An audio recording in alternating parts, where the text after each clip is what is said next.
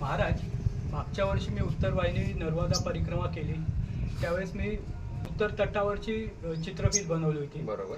यावर्षी मी दक्षिण तट कव्हर केलेला आहे. वा, सुंदर. पण मला असं तुम्हाला विचारायचं आहे की ही उत्तर वाहिनी नर्मदा परिक्रमा करत असताना साधकांनी कशा पद्धतीने आचरण करायला हवं?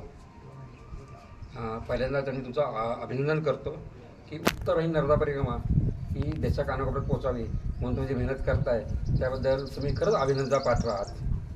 आणि या तुमच्या माध्यमातून आम्ही सर्व लोकांना आवाहन करतो की जी उत्तर वाहिनी नर्मदा परिक्रमा करता तेव्हा संपूर्ण मोठ्यापर्यंत नियम आहेत ते नियम पाळून ही छोटी परिक्रमा करा. म्हणजे परिक्रमा करताना आधी संकल्प घ्या. परिक्रमा करताना जो परिक्रमाचा ड्रेस कोड ठरलेला आहे किंवा युनिफॉर्म ठरलेला आहे त्या ह्याच्यामध्ये करा. नर्मदा किनारी कोणत्याही प्रकारची अस्वच्छता शारीरिक किंवा मानसिक करू नका. नर्मदा किनारी प्लॅस्टिक टाकू नका. नर्मदा किनारी या पण मोबाईलमध्ये गुंतणं किंवा रील बनवणं ह्याच्या जास्तीत जास्त नामस्मरण करा. या पद्धतीनं आपण परिक्रमा करा. आणि नर्मदा किनारी जे तुम्हाला जास्तीत जास्त भजन करता येईल, कीर्तन करता येईल, या नर्मदा किनारी जे काही मंदिर आहेत त्या मंदिरावर जावा, त्या मंदिरात दर्शन करा, त्या मंदिरातल्या ज्या अनुभूती आहेत त्या अनुभवा आणि स्वतःला रिचार्ज करून घ्या. धन्यवाद.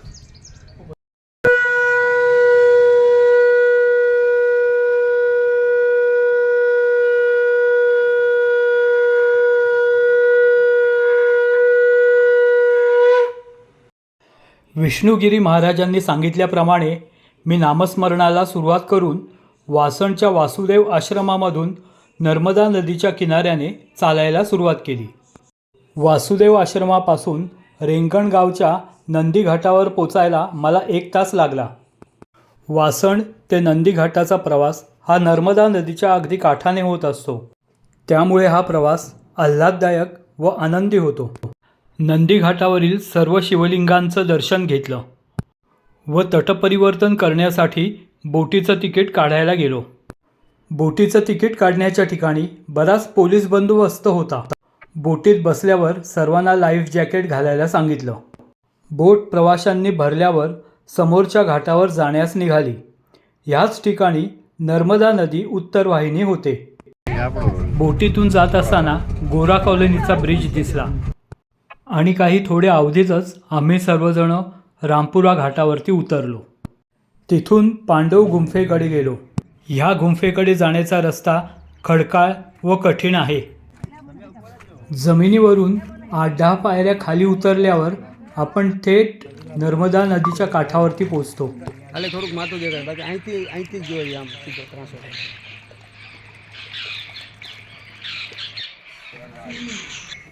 ह्या काठाच्या ठिकाणीच पांडव गुंफा असून ह्या गुंफेमध्ये महादेवाची पिंडी आहे. महादेवाच्या पिंडीचे दर्शन घेऊन पुन्हा रामपुरा घाटाकडे आलो. ह्या घाटाला 40-50च पायऱ्या आहेत, पण त्या पायऱ्या चढताना आपल्याला दम लागतो.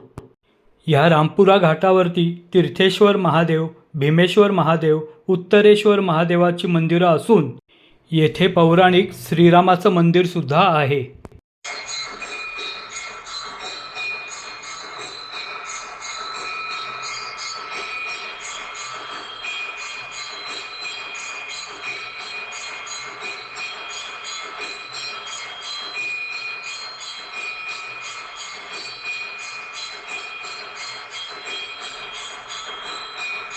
रामपुरा घाटावरील तीर्थेश्वर महादेव, भीमेश्वर महादेव, उत्तरेश्वर महादेव मंदिरांची दर्शनं घेत असताना परिक्रमा करणाऱ्या भाविकांची गर्दी वाढत चालली होती. हरसिद्धी माता मंदिरामध्ये जाऊन देवीचं दर्शन घेतलं. पुढे दुचाकी आणि 4चाकी वाहनांचा वाहनतळ दिसला. खूप मोठ्या प्रमाणावरती तिथेसुद्धा वाहनांची गर्दी झाली होती.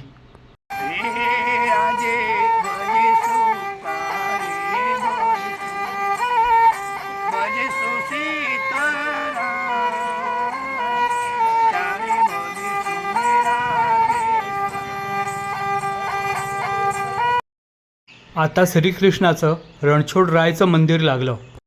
मंदिर परिसर तर गर्दीने अगदी फुलून गेला होता.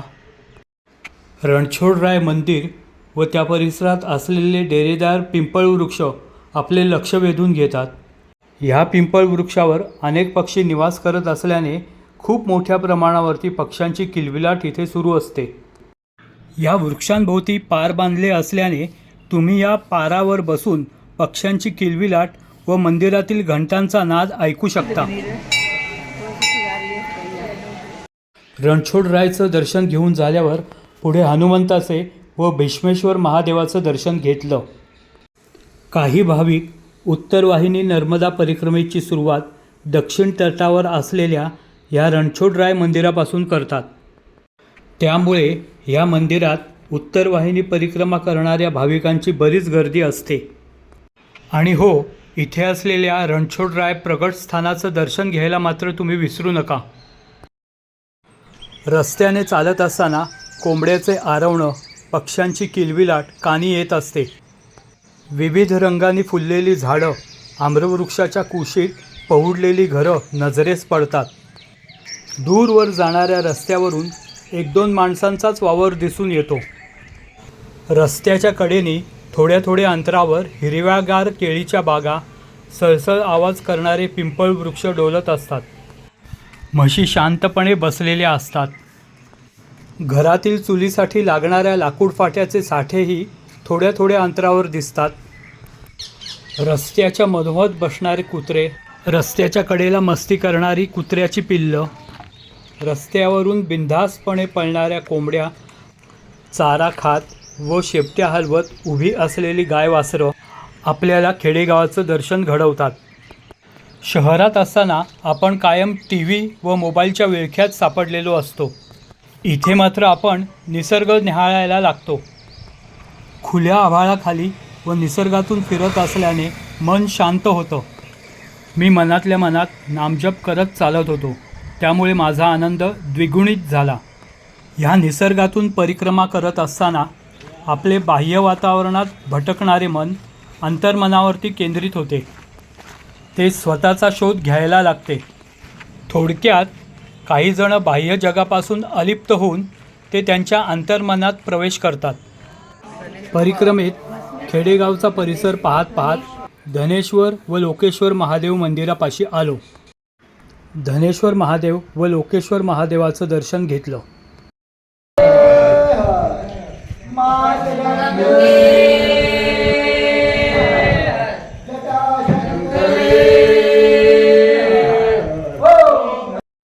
या मंदिर परिसरात थोड्या अंतरावर जटेश्वर महादेवाचं मंदिर आहे. जटेश्वर महादेवाचं दर्शन घेऊन मंदिराबाहेर पडलो.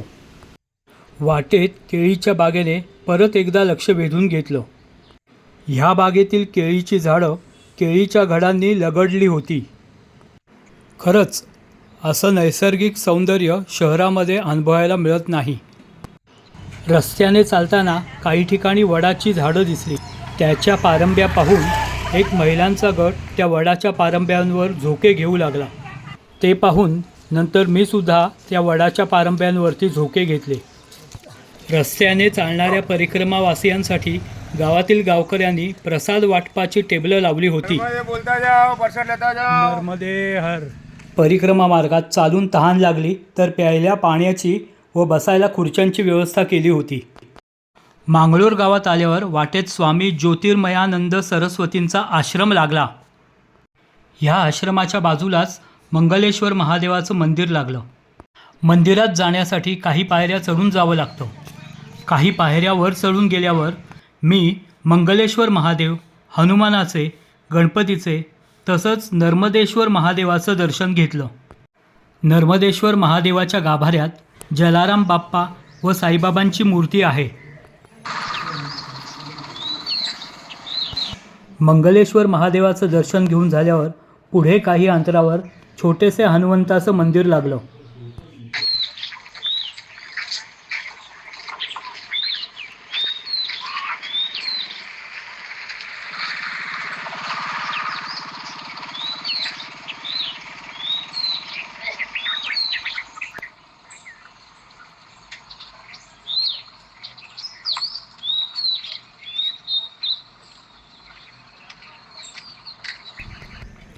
मांगरोल गावात उदासीन आश्रम लागला. त्याच्या पुढे परमपूज्य स्वामी पूर्णानंद सरस्वतींचा तपोवन आश्रम लागला. ह्या आश्रमामध्ये भाविकांना प्रसाद वाटप केलं जात होतं. हा आश्रम ध्यान, योग व साधना करण्यासाठी प्रसिद्ध आहे.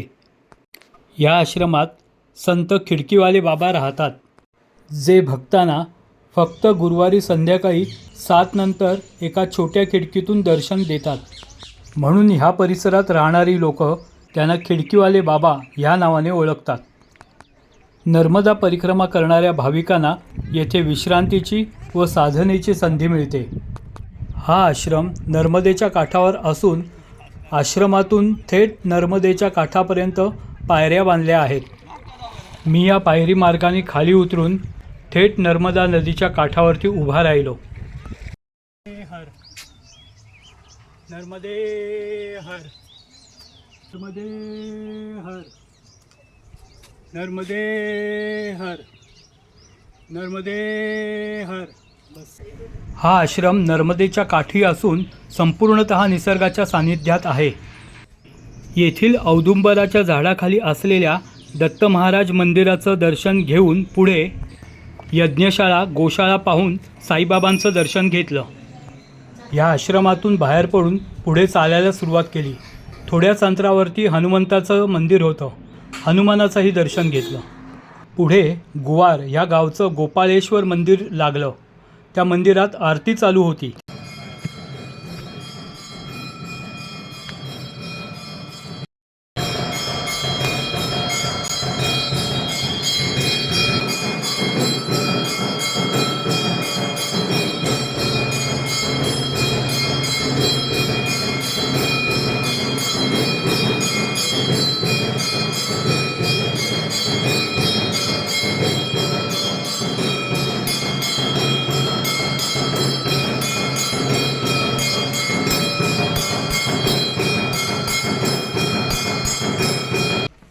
उत्तर वाहिनी नर्मदा परिक्रमा करत असताना गुवार ह्या गावी श्री स्वामी रामानंद संत आश्रम लागतो. हा उत्तर वाहिनी नर्मदा परिक्रमेतील एक प्रमुख व पवित्र थांबा आहे. नर्मदा नदीच्या काठावर वसलेल्या ह्या आश्रमामध्ये हनुमंत, श्रीराम, जानकी व नर्मदा मैयाची सुंदर मंदिरं आहेत. आश्रमात यज्ञशाळाही आहे.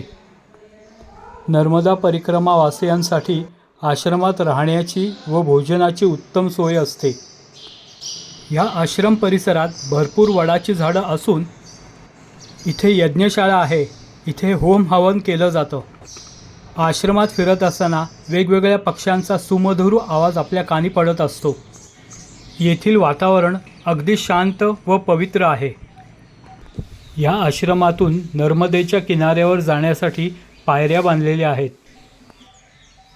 पण सध्या पायऱ्यांचं काम चालू असल्यामुळे हा मार्ग बंद ठेवण्यात आला होता. दक्षिण तटावरून उत्तर तटावरती जाण्यासाठी म्हणजेच मांगरोल गावातून तटपरिवर्तन करून तिलकवाड्याला जाण्यासाठी आता बोट करावी लागत नाही. सरकारने या ठिकाणी पूल बांधला असून बोटीऐवजी पूल पार करून आपण तिलकवाड्याला जाऊ शकतो.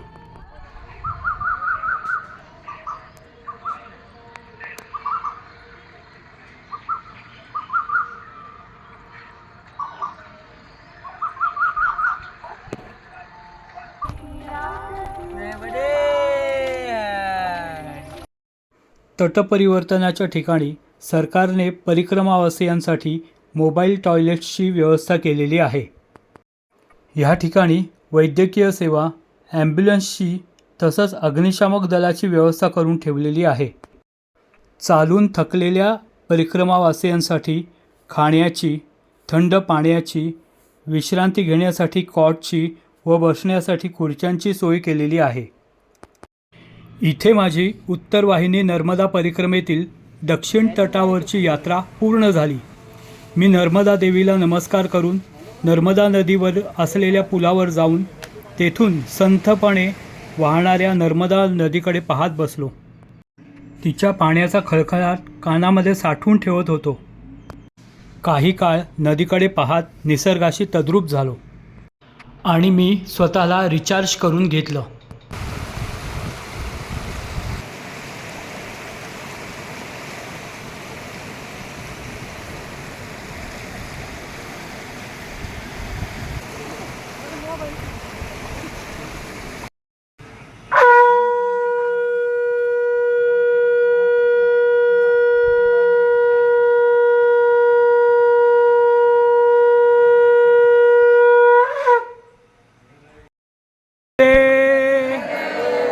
नर्मदे नर्मदे भारत माता की वंदे वंदे वंदे